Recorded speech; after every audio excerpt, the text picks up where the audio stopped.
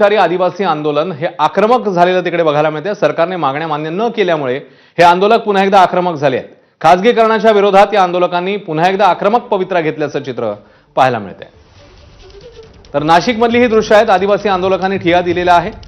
खासगीकरणाच्या विरोधात हे आंदोलन आहे, मात्र आज पुन्हा एकदा आक्रमक पवित्रा या आंदोलकांचा बघायला मिळतोय। रोजंदारी कर्मचारी आहेत, महाराष्ट्र रोजंदारी कर्मचारी, आदिवासी आंदोलक हे आता आक्रमक झाले। शुभम बोडके आपल्याला ताजे अपडेट्स देतील। शुभम, नेमक्या यांच्या मागण्या काय आहेत आणि सध्याची स्थिती काय? राष्ट्र आपण बघतोय एक महिन्याभरापासून हे आंदोलक जे आहेत ते आपल्या मागण्या घेऊन आदिवासी विकास भवनाच्या बाहेर विराट आंदोलन करत आहे। खरं तर बाह्य स्रोत पद्धतीने जी कंत्राटी भरती आहे ती भरती होऊ नये, तो जो सरकारचा निर्णय आहे तो मागे घ्यावा यासाठी हे आंदोलक गेल्या 1 महिन्यांपासून आंदोलन करत आहे। मात्र सरकारसोबत या आंदोलकांच्या चर्चा होत आहे, शिष्टमंडळांच्या भेटी होत आहे, मात्र कोणताही ठोस होत नसल्याने हे आंदोलक आहेत त्या ठिकाणी आता पुन्हा आज आक्रमक झाल्याचं पाहायला मिळतंय। आपण जर बघितलं तर त्यांनी आज या ठिकाणी सरकारला अल्टिमेटम दिला होता, मात्र जी खासगी कंपनी आहे त्या कंपनीच्या विरोधात हे आज आंदोलन सुरू आहे। या ठिकाणी आपण जर बघितलं तर प्रतिकात्मक जे तिरडे आहेत ती देखील या ठिकाणी ठेवून त्यांनी घोषणाबाजी केली होती आणि थेट ती तिरडे आतमध्ये आदिवासी विकास भवनाच्या कार्यालयात घेऊन जाण्याचा प्रयत्न या आंदोलकांनी केला आणि काही प्रमाणात पोलीस असेल आणि आंदोलक असेल यांच्यामध्ये त्या ठिकाणी झटापट देखील आपल्याला पाहायला मिळाली आहे। अश्विन, धन्यवाद शुभम या माहितीबद्दल। तेव्हा आदिवासी रोजंदारी कर्मचारी हे आक्रमक झालेले आहेत नाशिकमध्ये ही आंदोलनाची दृश्य।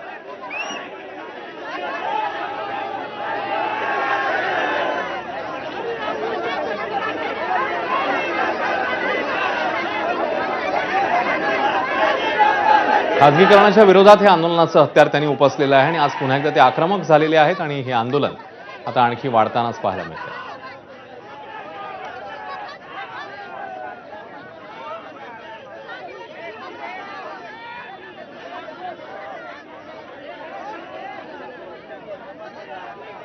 मोठ्या संख्येने इकडे आंदोलक जमलेले आहेत, रोजंदारी कर्मचारी आहेत आणि आपल्या मागण्यांसाठी ते आग्रही आहेत।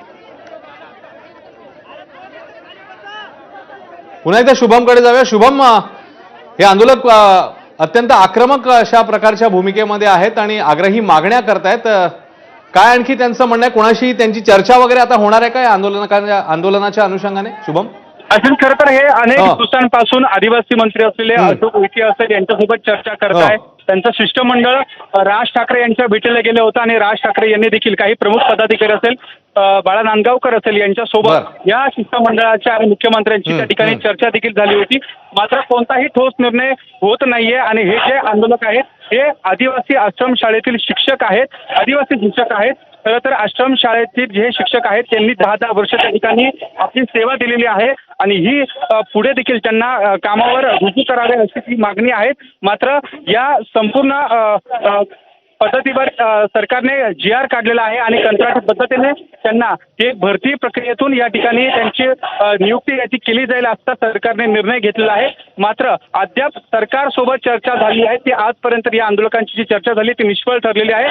सरकारने जो काही निर्णय घेतलेला आहे त्या निर्णयावर सरकार ठाम आहे आणि आंदोलकांच्या ज्या मागण्या आहेत त्या मागण्या वारंवार स्थानिक नेते, आदिवासी नेते असलेले नरहरी झिरवाळ यांच्यासोबत देखील यांची चर्चा होते, मात्र कोणताही त्या ठिकाणी ठोस निर्णय होत नाहीये। खरं तर आपण जर बघितलं तर या ठिकाणी काही स्थानिक सत्ताधारी नेते आहेत त्यांच्यासोबत देखील यांची चर्चा होते, सरकारसोबत खरं तर अनेक दिवसांपासून चर्चा होते, मात्र या आंदोलकांचं म्हणणं ऐकलं जात आहे, मात्र निर्णय होत नसल्याने हे जे आंदोलक आहेत ते वारंवार आक्रमक पवित्र्यामध्ये आपल्याला या ठिकाणी पाहायला मिळतं। अश्विन, त्यासोबत शुभम, आता आपण बघितलं की तिरडीवर, प्रतिकात्मक तिरडीवर हे आंदोलन खासगीकरणाचा खास करून विरोध करण्यात येतो। शुभम, नक्कीच जी खाजगी कंपनी आहे त्या कंपनीच्या माध्यमातून या आंदोलकांची नियुक्ती केली जाईल असा सरकारचा आदेश आहे।